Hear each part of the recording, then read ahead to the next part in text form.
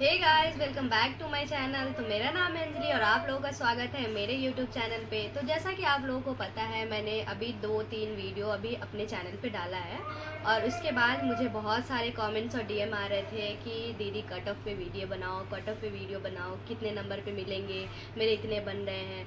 तो मैं आप लोगों का मैसेज देखने के बाद मैं सोची कि मैं एक अच्छे से वीडियो बनाती हूँ कट ऑफ, ताकि आप लोगों को फिर उस चीज़ को लेकर के सारी जो आप लोगों के पास प्रॉब्लम है वो सॉल्व हो जाए।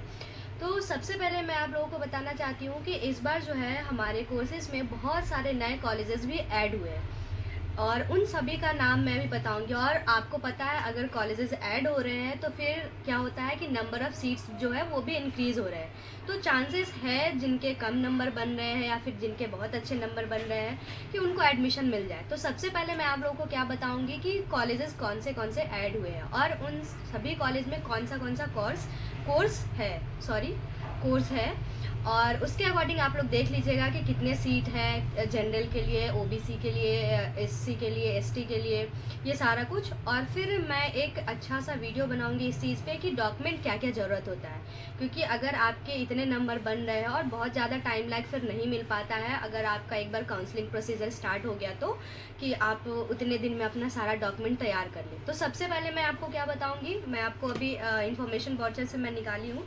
तो सबसे पहले मैं आपको बताती हूँ कि कितने कॉलेजेस ऐड हुए हैं और कहाँ कहाँ है, क्योंकि बहुत सारे बच्चों का दिक्कत ये है, जैसे साउथ के बच्चे हैं उधर बस एक है वो चेन्नई, निपमिट चेन्नई जो है वहाँ पे, तो बहुत सारे बच्चों को वहाँ पे नहीं मिल पाता है, फिर साउथ के बच्चे को इधर आना पड़ जाता है, तो वो प्रॉब्लम है। तो अभी नए नए कॉलेजेस ऐड हुए हैं तो मैं देख लेती हूँ कि कहाँ कहाँ है, सो दैट आप लोगों के लिए ईजी होगा। अगर आप वहीं से रहोगे तो वहीं एडमिशन मिल जाएगा। तो सबसे पहले जो आपको पता होना चाहिए कि कॉमन एंट्रेंस टेस्ट जो है सीईटी, उसमें कौन कौन से कोर्स है। सबसे पहले क्या है, बीपीटी यानी कि बैचलर ऑफ फिजियोथेरेपी। दूसरा है बैचलर ऑफ ऑक्यूपेशनल थेरेपी यानी कि बीओटी। थर्ड है आपका bachelor in prosthetic and orthotics, that is BPO. And fourth is bachelor in audiology and speech language pathology यानी स्पीच थेरेपी। तो ये 4 कोर्सेज अभी तक हमारे जो एग्ज़ाम सीईटी होते हैं, कंडक्ट जो करवाई जाती है उसमें होते हैं। और उसके बाद मैं आपको बताती हूँ कि हमारे जो कॉलेजेस इसमें कौन कौन से हैं। तो 5 तो पहले से था जो कि आप लोगों को पता होगा, मैं फिर भी नाम बता देती हूँ। एक है पीडीयू एनआईपीईडी जो कि न्यू दिल्ली में है, यहाँ पे जहाँ पे मैं पढ़ रही हूँ। दूसरा है NILD Kolkata and the third one is NIEPMD Chennai, जिसके बारे में मैंने अभी बताया है। The fourth one is SVNIRTAR Cuttack जो कि ओडिशा में है।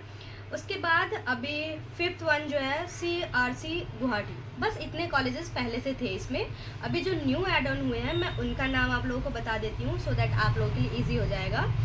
एक है मुंबई में AYJNISHD, बहुत बड़ा नाम है इसका, थोड़ा सा मैं शॉर्ट फॉर्म में बता रही हूँ, आप लोग जाके इन्फॉर्मेशन वाउचर से देख लीजिएगा और वीडियो भी बहुत लंबा हो जाएगा इसलिए मैं थोड़ा जल्दी बोलने का कोशिश कर रही हूँ। एंड उसके बाद है CRC पटना, और फिर एक है शायद सिकंदराबाद में, और फिर हैदराबाद में भी है और वेस्ट बंगाल में भी है। तो ये सारे जगह पे जो कोर्सेज ऐड ऑन हुए हैं, एक है BSLP और दूसरा है BPO। बस 2 ही कोर्स है, BOT और BPT इन लोगों का ऐड नहीं किया गया है। बाकी आप लोग अपने प्रेफरेंस और आप अपने नंबर के अकॉर्डिंग जो आपको कोर्स चाहिए वहाँ पे एडमिशन ले सकते हो। तो चलिए मैं सबसे पहले बताती हूँ कि आपका जो है काउंसलिंग प्रोसीजर वो कब स्टार्ट होगा। सबसे पहले आप लोगों को पता होना चाहिए कि रिज़ल्ट किस दिन आ रहा है। ऑलरेडी इतना कुछ हो चुका है इस एग्ज़ाम में कि बच्चे बहुत परेशान हैं, सच में बहुत पैनिक कर रहे हैं, मेरे इतने नंबर बन रहे हैं, मैं क्या करूँ। तो सबसे पहले आपको मैं बता देती हूँ, आपको पता चल गया होगा कि कौन कौन से कोर्सेज हैं, कौन कौन से कॉलेजेस ऐड हुए हैं। तो अगर कॉलेजेस ऐड हुए हैं तो नंबर ऑफ़ सीट भी इंक्रीज़ हो गई है, तो आप लोगों को परेशान होने की बात नहीं है। दूसरी बात यह है कि आपका रिज़ल्ट कब आएगा। तो मैं यहाँ देख रही हूँ रिजल्ट का जो डेट है वो टेंटेटिव ही बताया जा रहा है, ऐसा कुछ सच श्योर नहीं है। 8 जुलाई को है यहाँ पे, ठीक है। 8 जुलाई को आपका आएगा। हमारे टाइम भी हुआ था कि जिस दिन डेट दिया गया था उस दिन रिजल्ट नहीं आया था, उसके कल होके, बट ऐसा नहीं कि 10-15 दिन, जस्ट उसके कल होके ही रात में आया था। तो अगर 8 जुलाई को अगर यहाँ पे दिया हुआ है तो आपका मे भी ऐसा पॉसिबिलिटीज़ है कि आ भी जाए, नहीं भी आ सकता है, उसके कल आए, लेकिन उससे ज़्यादा डिले नहीं होगा। तो ये हो गया। दूसरा ये है कि सबसे पहला जो आपका चॉइस फिलिंग होता है, सबसे मोस्ट इम्पॉर्टेंट, सीरियसली मैं बता रही हूँ, मेरी भी लास्ट टाइम जब काउंसलिंग हुई थी मैंने भी बहुत सारे वीडियो देखे थे, मुझे भी समझ में नहीं आ रहा था, जैसे अभी आप लोग पैनिक कर रहे हो कि कैसे करना है, क्या करना है। तो आपके कितने नंबर बन रहे हैं, आप किस कैटेगरी से हो, डजेंट मैटर। आपको करना क्या है, सबसे पहले चॉइस फिलिंग जो होगी सबसे पहले वही होगी। आपको आपका स्कोर कार्ड आएगा, जैसे ही रिजल्ट आएगा तो उस पर स्कोर कार्ड आएगा जिसमें आपका लिखा होगा आपका कैटेगरी रैंक क्या है और आपका जनरल रैंक क्या है। बस ये, अगर आप जनरल से हो तो बस आपका जनरल रैंक आएगा, अगर आप ओबीसी हो, अगर आप एससी हो, अगर आप एसटी हो तो आपका कैटेगरी रैंक भी होगा। तो रैंक के अकॉर्डिंग ही आपको जो सीट मिलना होता है, जो आप लॉकिंग करते हैं वो आपके रैंक के अकॉर्डिंग मिलता है। तो सबसे पहले आपको क्या करना है, चॉइस फिलिंग मोस्ट इंपॉर्टेंट। मैं सच में बता रही हूँ, अगर आपने चॉइस फिलिंग में कुछ भी गलती किया 1% भी, तो आपके चांसेस है कि एडमिशन ना हो। तो सबसे पहले अपने दिमाग में ये बात रखना है कि मुझे चॉइस फिलिंग करना कैसे है। अगर आपके बहुत अच्छे नंबर बन रहे हैं, लाइक आपके 70 से ऊपर नंबर बन रहे हैं और आपका कैटेगरी ओबीसी है, एससी है, एसटी है या फिर जनरल हो, कुछ भी हो, तो मोस्ट बच्चे का प्रेफरेंस जाता है क्या है, बीपीटी, बैचलर ऑफ फिजियोथेरेपी। क्योंकि सबको ऐसा लगता है कि नीट के अलावा क्या है, नाम के आगे डॉक्टर लगाना है, तो ये एक जस्ट हाइप है, यू नो। तो आपको वो नहीं करना है, ठीक है, मेरे को उस बात से दिक्कत नहीं, मेरे को भी वो चाहिए था, बट जो है सो है, मैं फैक्ट बता रही हूँ। आपको करना क्या है, चॉइस फिलिंग में सबसे पहले आप अपना नंबर देखना है, सॉरी नंबर नहीं, अपना रैंक देखना है। अगर आपके रैंक 300, 400, 500 एंड 600 बहुत ज़्यादा हो गया तो 700, अगर इसके अंदर आ रहा है, मतलब नीचे आ रहा है, जैसे 200, 100, 300, 400 ऐसा कुछ भी आ रहा है, तो प्लीज़ सबसे पहले क्या करना है, आपको आपके प्रेफरेंस के अकॉर्डिंग आपको सेलेक्ट करना है। जैसे आपको अगर दिल्ली से है, आपको बीपीटी चाहिए, तो करना क्या है, सबसे पहले बीपीटी चूज़ करेंगे दिल्ली, तो फर्स्ट चॉइस में करेंगे बीपीटी। फिर उसके बाद सेकंड में आपको ओडिशा का लेना है। आप अपने डिस्टेंस के अकॉर्डिंग भी देख लीजिएगा, क्योंकि ओडिशा नो डाउट बहुत बहुत अच्छा कॉलेज है, मैं वहाँ पे गई थी, बहुत अच्छा है, बट वो थोड़ा सा वहाँ पे खाने वाने को, ये सब चीज़ मैं किसी और वीडियो में बनाऊँगी। जब आप लोगों का एडमिशन होगा, आप लोग पूछोगे, तो मैं एक अच्छे से वीडियो वहाँ पे मेरे जो फ्रेंड्स हैं उनसे पूछ के बता दूँगी।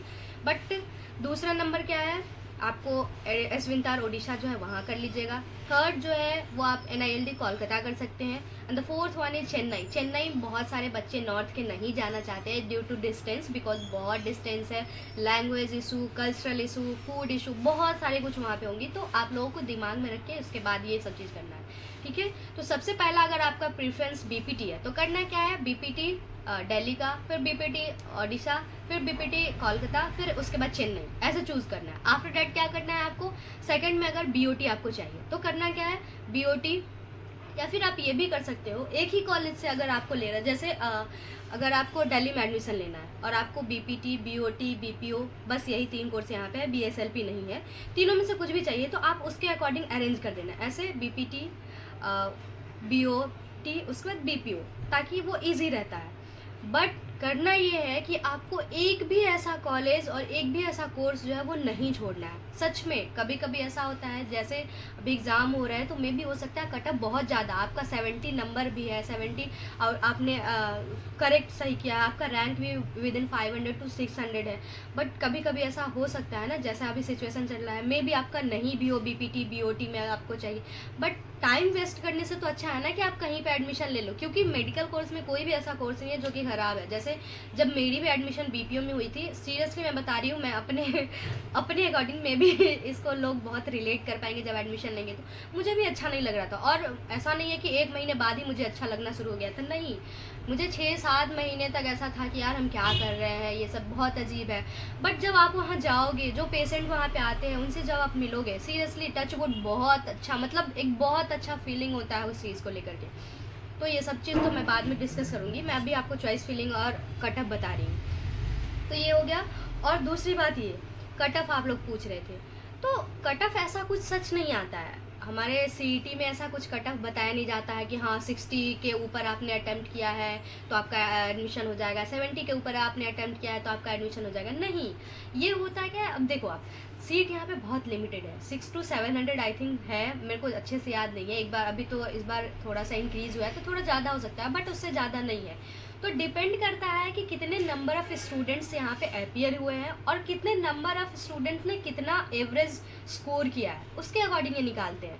तो अगर इस बार एवरेज अगर 80 हुआ तो प्रोबेबिलिटी है कि 80 के ऊपर वाले को ज़्यादा प्रेफरेंस देंगे, उसके बाद उसके नीचे वाले। लेकिन आपको होप ऐसा नहीं है कि छोड़ना है, आपका एडमिशन हो भी सकता है, नहीं मोपअप तक जाना है, क्योंकि मोपअप का भी 3 राउंड होता है, तो ऐसा पॉसिबिलिटी है कि आपका भी एडमिशन हो सकता है। तो आपको करना क्या है, आपके जितने भी स्कोर बन रहे हैं, चॉइस फिलिंग में कुछ भी पैसा नहीं लगता है, 1 भी रुपये नहीं लगता है, तो आपको करना क्या है कि चॉइस फिलिंग में सारे कोर्स और सारे कॉलेजेस को सेलेक्ट करना है, अगर आप चाहते हो कि ये साल आपका वेस्ट ना हो तो। और दूसरी बात ये, बहुत सारे बच्चों ने कमेंट किया है, दीदी मेरे 50 है, मेरे 60 है, मेरे 30 बन रहा है, मैं ओबीसी से हूँ, मैं एससी से हूँ, मैं एसटी से हूँ, मैं जनरल से हूँ, मेरे इतने में एडमिशन हो जाएंगे। तो मैं ये प्रिडिक्ट नहीं कर सकती हूँ, सीरियसली मैं बता रही हूँ, मैं ये प्रिडिक्ट नहीं कर सकती हूँ कि आपके इतने में एडमिशन हो जाएंगे या नहीं होंगे। मे भी पॉसिबिलिटीज़ है कि हो भी सकते हैं और नहीं भी हो सकते हैं। तो आपको इस बात के लिए पैनिक नहीं करना है। आपको करना क्या है कि जब आपका रिजल्ट आए तो आपका कॉमन रैंक और जो जनरल रैंक है उसके अकॉर्डिंग आपको चॉइस फिलिंग करना है। चॉइस फिलिंग का भी मैं एक अच्छा सा वीडियो बनाऊंगी। आज हम लोग बात कर रहे थे कट ऑफ पे, तो मैंने क्वेश्चन पेपर भी देखा है, पिछले बार के अकॉर्डिंग इस बार के क्वेश्चन थोड़े इजी है, तो अगर क्वेश्चन अगर इजी आता है तो कट ऑफ थोड़ा सा हाई जाएगा, और नंबर ऑफ स्टूडेंट भी ज़्यादा हो गए हैं, तो है कि कट ऑफ थोड़ा जाएगा, बट होप नहीं छोड़ना है। आपको क्या करना है, आपको एकदम अच्छे से अपना कॉमन रैंक 3000, 4000, 5000 कुछ भी आए, 7000 तक, एटलीस्ट मैं तो बोलूँगी 10,000 तक भी किसी के है तो भी चॉइस फिलिंग करो। बस यही है कि ऐसा नहीं है कि 10,000 मेरा रैंक है फिर भी मैंने बीपीटी के लिए अप्लाई कर दिया, बस दिल्ली का यहाँ पे कॉलेज दे दिया, नहीं। अगर आप ऐसे कर रहे हो तो आपको नहीं मिलेगा, क्योंकि दिल्ली जो है वो सेंट्रल दिल्ली में आ रहा है हमारा college, one of the prestigious college है, तो यहाँ पे थोड़ा प्रॉब्लम हो सकता है कि आपको एडमिशन हो, बट आपको होप नहीं छोड़ना है, कहीं पे भी एडमिशन हो, कुछ भी हो, आप पार्शियल ड्रॉप लेकर के उसके बाद पढ़ लेना, लेकिन आपका अभी जो भी नंबर बन रहा है आपको सबसे पहले करना क्या है कि आपका जो रैंक आ रहा है उसके अकॉर्डिंग आपको ले लेना है वहाँ पे चॉइस फिलिंग, ठीक है। और फिर लास्ट में आपको बता रही हूँ, आपका जो भी डेट्स वगैरह है काउंसलिंग का उसको लेकर के, सबसे पहला जो काउंसलिंग का फर्स्ट जो रिज़ल्ट आएगा, यानी कि फर्स्ट राउंड का जो आएगा वो आएगा 15 जुलाई, ठीक है, 15 जुलाई, और सीट अलॉटमेंट उस दिन होगा। मतलब चॉइस फिलिंग जो हो रहा है वो 10 जुलाई को हो रहा है, 10 to 14। आपको टाइमिंग कितना दिया जा रहा है, 4 दिन का दिया जा रहा है। 4 दिन में आपको अपना जो भी दिमाग में सोचना है, जहाँ बात करना है, सब कुछ बात करने के बाद उसके बाद क्या करना है, अपना चॉइस फिलिंग करके और लॉक कर देना है। उसके बाद फर्स्ट अलॉटमेंट आएगा आपका 15 अगस्त को, ठीक है, 15 और 17 को 2 दिन आपका आएगा आपका फर्स्ट राउंड का रिजल्ट। उसके बाद आपका है 17 जुलाई और 17 to 19 जुलाई तक आपका क्या है, आपका अगर कोई भी आपको सीट दिया गया है, जैसे आपका रैंक बहुत अच्छा है, आपको बीपीटी मिल गया, बीओटी मिल गया, बीपीओ मिल गया, कुछ भी अगर आपको वो चाहिए होगा और आपको नहीं चाहिए होगा, फिर भी मैं दोनों कंडीशन बता रही हूँ, आपको चाहिए नहीं चाहिए डजेंट मैटर, आपको करना क्या है, आपको वहाँ पर जा करके आपको जो भी कॉलेज मिला है आप उसको सीट को लॉक करना है विद द पेमेंट ऑफ 10,000। क्यों?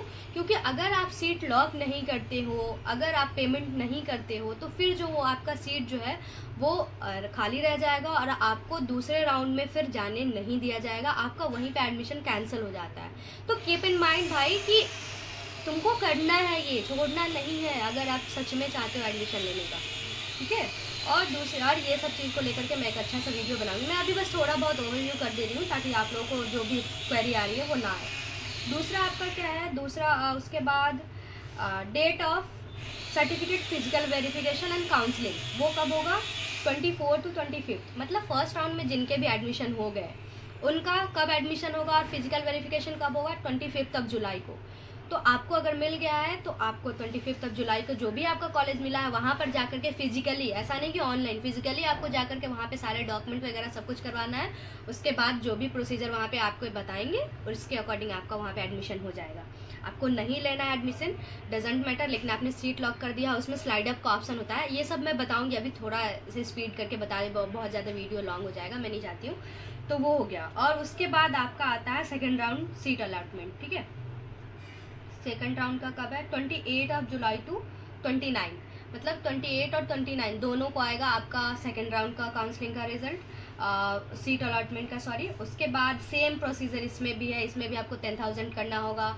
और इसका जो डेट है वो 30, मैं ये आपको एक काम करती हूँ, मैं अपने कम्युनिटी पोस्ट में इसको डाल दूँगी सो डैट आप लोग इसको पढ़ लेना, क्योंकि ऐसा लग रहा है वीडियो बहुत ज़्यादा लंबा हो जाएगा और मैं फिर इतना लंबा वीडियो बना करके पोस्ट नहीं कर सकती हूँ। हाँ, मैं कॉलेज वगैरह जो भी है उसका बता देती हूँ कि कौन कौन सा कॉलेज है, जो मैंने नाम एक दो का बताया। हाँ, AYJNISHD, इतना बड़ा नाम है, RC कोलकाता, ठीक है, BSLP इसमें है, ठीक है।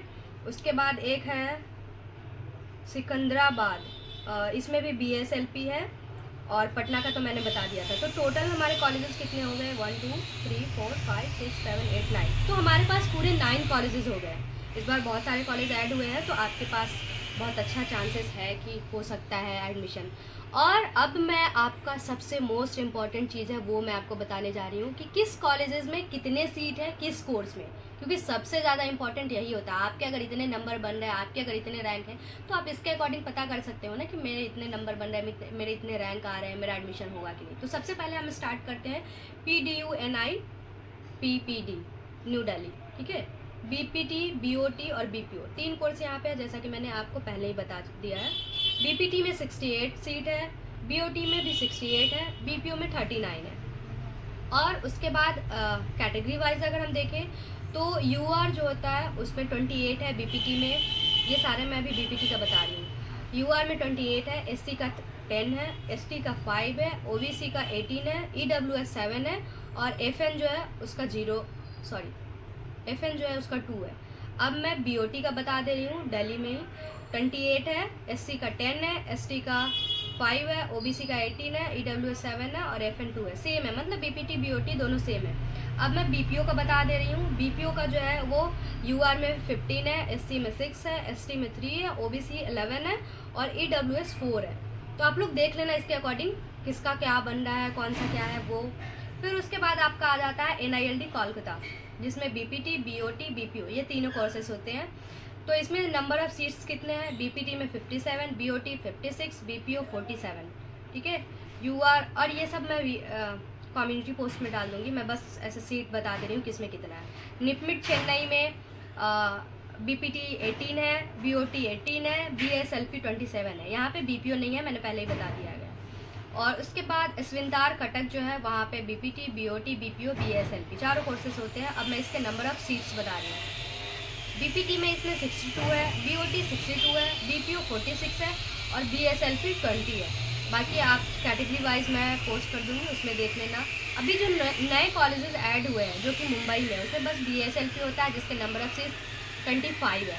उसके बाद कोलकाता में जो है जिसमें BSLP होता है। और हाँ, एक चीज़ और है कि जो कोलकाता में जो अभी नए कॉलेज खुला है AYJNISHD ऐसा कुछ नाम है, इसमें वेस्ट बंगाल के जो बच्चे हैं उनके लिए वहाँ पे सीट रिजर्व है। यहाँ पे लिखा हुआ है BSLP West Bengal, BSLP all India, मतलब ऑल इंडिया के जो बच्चे हैं उनके लिए 17 सीट है, और जो वहीं प्रॉपर वेस्ट बंगाल के हैं मतलब वहीं के हैं उनके लिए 14 सीट रिजर्व है। तो ये वहाँ के बच्चों के लिए बहुत ज़्यादा अच्छा है। उसके बाद एक आ जाता है आपका वही सिकंदराबाद का, सेम इसमें वही है, ऑल इंडिया BSLP 27 है, और तेलंगाना वाले जो बच्चे हैं वहाँ के जो बच्चे हैं उनके लिए 7 है। तो ये बहुत अच्छा अपॉर्चुनिटी है कि वहाँ के बच्चे एडमिशन ले सकते हैं। उसके बाद CRC गुवाहाटी BSLP इसमें है बस, और कुछ नहीं है, उसमें 20 है।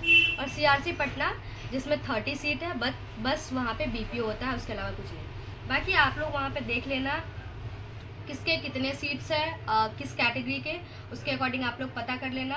और फिर यहाँ पे सीट रिजर्वेशन जो होता है वो SC ST OBC और EWS इन चारों के लिए होता है, और बहुत ज़्यादा डिफरेंस नहीं होता है, और आप लोगों को पैनिक करने की ज़रूरत नहीं है। मैंने बता दिया जो भी मुझे बताना था, सीट्स कितने हैं और किसके कितने बन रहे हैं, तो आपको परेशान होने की बात नहीं है। आपके 30 भी बन रहा है फिर भी आप चॉइस फिलिंग करना, आपके 50 बन रहा है फिर भी करना, आपके 80 बन रहा है फिर भी करना, डजेंट मैटर आपके कितने बन रहे हैं।